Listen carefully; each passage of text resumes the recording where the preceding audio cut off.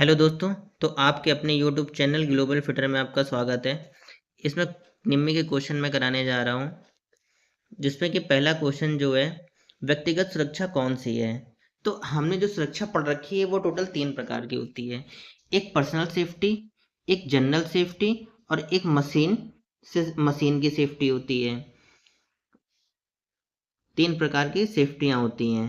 तो personal safety में जैसे कि अब यहाँ पे हम देख रहे हैं, जिसमें कि लिखा है मशीन को साफ रखें, मशीन को साफ रखें। तो ये हमारी जो होती है ये मशीन सेफ्टी के अंतर्गत आती है। अपने काम पर ध्यान दें, ये हमारी पर्सनल सेफ्टी के अंतर्गत आती है। और गैंग वे और फर्श को साफ रखें, तो ये हमारी आती है, ये भी हमारी आती है, जनरल सेफ्टी के अंतर्गत आती है। ठीक है, ये जनरल सेफ्टी के अंतर्गत आती है। और ये है हमारी टूल्स को उचित स्थान पर रखें, ये हमारी मशीन सेफ्टी के अंतर्गत आती है। ठीक है, तो ये टोटल है हमारी। तो इसमें हमारा पूछा व्यक्तिगत सुरक्षा कौन सी है, तो हमारी अपने काम पर ध्यान दें, ये हमारी पर्सनल सेफ्टी के अंतर्गत आती है। नेक्स्ट क्वेश्चन जो है, इस अनिवार्य प्रतीक का नाम बताएं। तो इसका ये साइन जो है हमारा, ये रास्ता दें।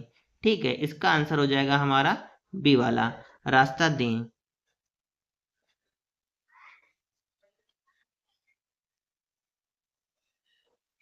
ज्वलनशील लिक्विड ठोस को वर्गीकृत किया जाता है। ठीक है, यहाँ पे दे रखा है हमारा लिक्विड ठोस। एक आपने देखा होगा कि लुब्रिकेटर हमने कई सारे पढ़ रखे हैं, जिसमें कि एक होता है ठोस, एक होता है हमारा अर्ध ठोस होता है, एक हमारा अर्ध ठोस होता है। जो कि ठोस में आ जाते हैं, जैसे कि हमारे लुब्रिकेटर आ जाते हैं, ग्रेफाइट आ जाता है। अर्ध ठोस में आ जाता है हमारा ग्रीस आ जाता है। तो वही चीज़ इसमें यहाँ पे कह रखा है कि लिक्विड ठोस मतलब कि अर्ध ठोस, तो ग्रीस में आ जाता है। तो ग्रीस, हमारी ग्रीस से लगने वाली आग कौन सी होती है, ये हमारी आती है बी ग्रेड, और बी ग्रेड के अंतर्गत आती है। तो वही हमारा यहाँ पे पूछा है, ज्वलनशील लिक्विड ठोस को वर्गीकृत किया जाता है, जिसमें कि इसका आंसर हो जाएगा क्लास बी की जो होती है, क्लास बी। अगर ए की बात करते हैं, तो ये कपड़ा, लकड़ी आदि चीज़ों से लगने वाली आग जो होती है वो हमारी क्लास ए के अंतर्गत आती है। और क्लास बी के अंतर्गत आती है द्रव्य या ग्रीसों के द्वारा लगने वाली आग, हमारी बी ग्रेड के अंतर्गत आती है। और जो सी ग्रेड, क्लास सी की अगर हम बात करते हैं, सी की, तो ये आती है हमारी गैस के द्वारा लगने वाली आग। ठीक है, गैस के द्वारा लगने वाली आग हमारी ये हो जाती है। और डी के द्वारा लगने वाली आग हमारी होती है विद्युत के द्वारा या मेटल के द्वारा लगने वाली आग, हमारी डी ग्रेड के अंतर्गत आती है। अगर हम एक्सटिंग्यूजर की हम बात करते हैं, तो एक्सटिंग्यूजर हमारे आते हैं, जैसे कि एक क्लास की, अगर क्लास ए की आग को बुझाने के लिए हम किस एक्सटिंग्यूजर का प्रयोग करेंगे, तो ये जो हमारा होता है इसमें करा जाता है हमें ए ग्रेड की। ठीक है, ए ग्रेड के लिए हम किसका यूज करते हैं, फॉर्म एक्सटिंग्यूजर का प्रयोग करते हैं। ठीक है, तो एक क्लास ए की गैस को बुझाने के लिए हम किसका यूज करेंगे, क्लास ए की गैस को बुझाने के लिए कार्बन डाइऑक्साइड एक्सटिंग्यूजर का प्रयोग करेंगे। और जो क्लास बी की है क्लास बी की आग को बुझाने के लिए हम फोम एक्सटिंग्यूजर का प्रयोग करेंगे। और जो क्लास सी की है, क्लास सी किसके द्वारा लगती है, क्लास सी जो हमारी लगती है वो गैस के द्वारा लगने वाली आग होती है। इसको हम ड्राई पाउडर एक्सटिंग्यूजर के द्वारा या सीटीसी के द्वारा हम इसका प्रयोग करते हैं। सीटीसी कह रहे हैं, ड्राई पाउडर एक्सटिंग्यूजर का प्रयोग करते हैं, सी का। और क्लास डी की आग को बुझाने के लिए हम किसका प्रयोग करेंगे, तो ये हमारा सीटीसी, जिसे कहते हैं carbon tetrachloride, carbon tetraide, CTC carbon tetrachloride. और यह इसके दूसरा नाम भी इसको कहा जाता है, जैसे कि ब्रोमोक्लोराइड फ्लोरोमेथेन, ब्रोमो क्लोराइड फ्लोरोमेथेन के नाम से जाना जाता है। जैसे कि शॉर्ट फॉर्म में अगर हम बात कर देते हैं, क्लास डी की गैस, क्लास डी के लिए एक्सटिंग्यूजर का प्रयोग कौन सा करेंगे, तो एक होता है सीटीसी होता है, और एक होता है BCF होता है। तो C कार्बन टेट्राक्लोराइड और BCF का फुल फॉर्म होता है, इसका होता है ब्रोमोक्लोराइड फ्लोरोमेथेन। तो ये होते हैं कुछ एक्सटिंग्यूशर हमारे। तो जिसमें कि इसमें क्या पूछ रखा है हमारा, इसमें पूछ रखा है ज्वलन लिक्विड ठोस को वर्गीकृत किया जाता है। ठीक है, तो ये हमारा आ जाता है आंसर इसका बी, क्योंकि जो हमारा लिक्विड ठोस होता है ये क्लास बी के अंतर्गत आती है। तत्काल जीवन रक्षक प्रणाली कौन सी है? भाई प्राथमिक चिकित्सा है। इस चेतावनी प्रतीक का नाम बताएं। कौन सी चेतावनी चिन्ह है भाई? तो ये हमारी होती है अनगार्डेड होती है। ठीक है, अनगार्डेड इसका आंसर हो जाएगा हमारा, अनगार्डेड हो जाएगा इसका आंसर। ठीक है, इसका आंसर अनगार्डेड। ठीक है, चलिए नेक्स्ट क्वेश्चन की ओर हम लोग चलते हैं। इसमें कह रहा है लकड़ी की आग, कपड़े के कारण लगी आग किस क्लास के अंतर्गत आती है? लकड़ी या कपड़े के द्वारा लगने वाली आग किसके अंतर्गत आती है? तो ये हमारी आती है, ये क्लास ए के अंतर्गत, हम बता ही चुके हैं पहले, क्लास ए के अंतर्गत आ जाती है ये, ठोस के द्वारा लगने वाली आग।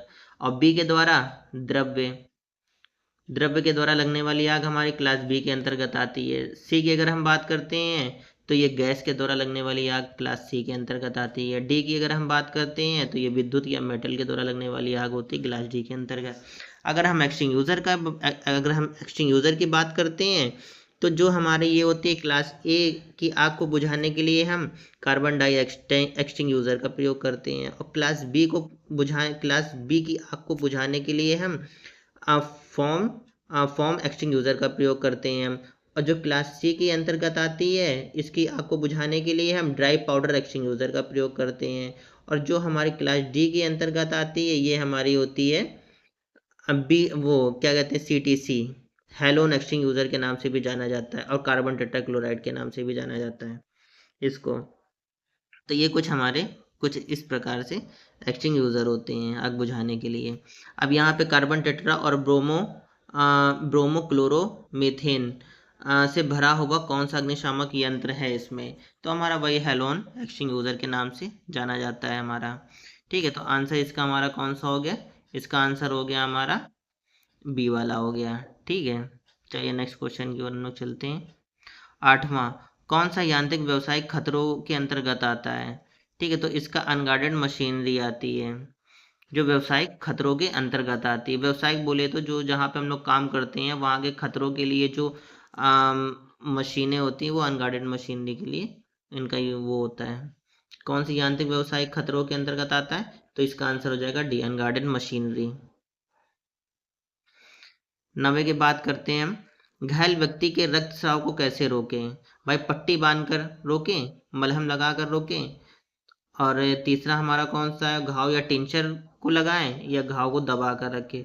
तो पहले हम क्या करेंगे, अगर कहीं भी अगर हमारे चोट लग जाती है तो हम घाव को क्या करते हैं, दबा देते हैं। फिर बाद में अगर हमारा फिर उस कंडीशन में क्या होता है कि एक थक्का जम जाता है ब्लड का, जिसमें कि हमारा खून जो है खून बहना बंद हो जाता है। फिर हम उसके ऊपर ड्रेसिंग करके हम पट्टी लगाना चालू कर देते हैं। तो इसका आंसर हो जाएगा डी वाला हो जाएगा इसका आंसर हमारा।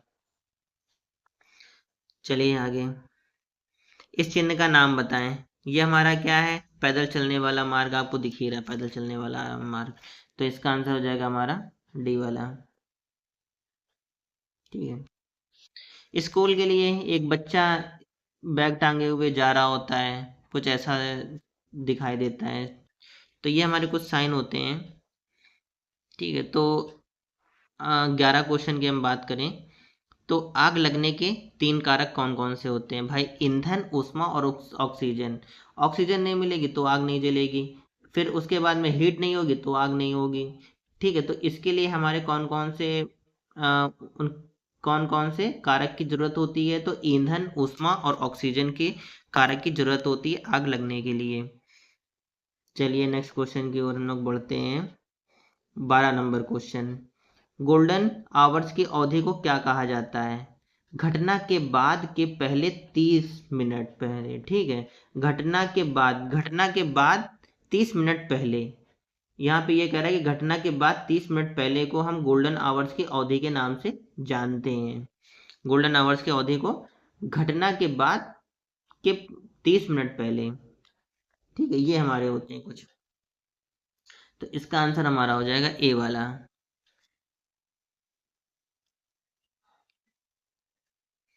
अब हम इसके क्वेश्चन की बात करते हैं। 13 नंबर क्वेश्चन। तो इसमें क्या है, कार्यस्थल पर दुर्घटना से बचने का पहला कदम कौन सा है? दुर्घटना में बचने का भाई, सुरक्षा उपकरण पहनकर चीजों को अपने तरीके से करना, सुरक्षा सावधानी का पालन करना, अत्यधिक कुशल काम करने के अभ्यास के साथ चीजें करना। ठीक है, तो यहाँ पे क्या है कि अगर हम कार्यस्थल पर दुर्घटना से बचने का पहला कदम कौन सा होता है, जैसे ही हम इंडस्ट्री में घुसते हैं तो वहाँ पे कुछ हमारे साइन होते हैं, जो प्रतीक का ये सूचना साइन होता है, प्रतीक साइन होता है, चेतावनी चिन्ह होते हैं, इस टाइप के हमारे निषेधात्मक चिन्ह होते हैं, कुछ इस प्रकार के हमारे चिन्ह होते हैं, जिनको हम सबसे पहले क्या करते हैं, तो सुरक्षा सावधानी का पालन करते हैं, फिर उसके बाद में हम इंडस्ट्री में घुसते हैं। ठीक है, तो यहाँ पे हमारा क्या होता है, सुरक्षा सावधानियों का पालन करना, ये हमारा महत्वपूर्ण और पहला नियम यही होता है इंडस्ट्री में घुसने के लिए हमारा। यह प्रतीक क्या दर्शाता है? ठीक है, तो ये प्रतीक हमारा क्या होता है, रास्ता दें। ऐसा प्रतीक जो होता है ये हमारा रास्ता दें।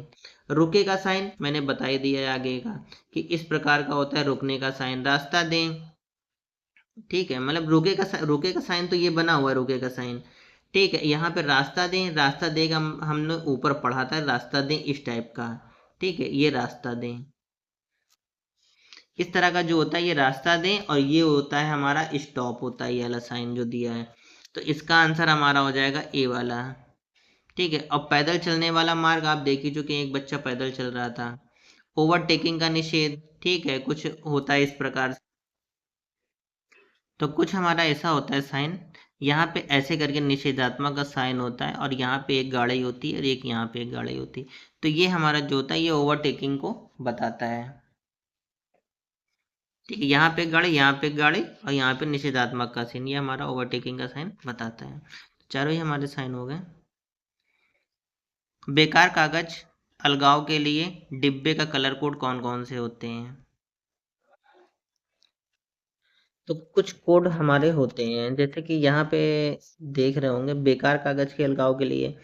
तो यहाँ पे जो लाल होता है हमारा, पहले तो एक कागज की बात करें, अगर हम कागज की अगर हम बात करते हैं, ठीक है, तो कागज के लिए जो कलर कोड होता है वो हमारा ब्लू रंग का होता है।